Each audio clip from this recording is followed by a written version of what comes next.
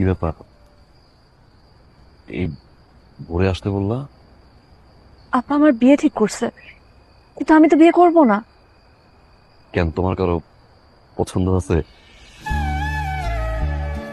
আপনি জানেন না আমার পছন্দ আছে কি নাই? দেখেন, ছেলে মানুষে করেন না, একটু পর বাসার সবাই জেগে যাবে।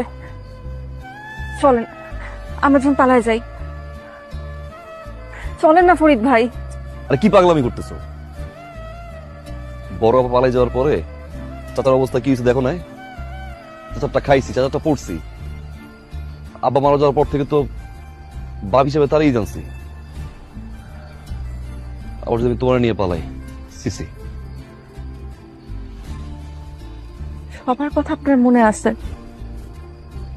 আমার কথাটা একবার আপনার মনে পড়লো না?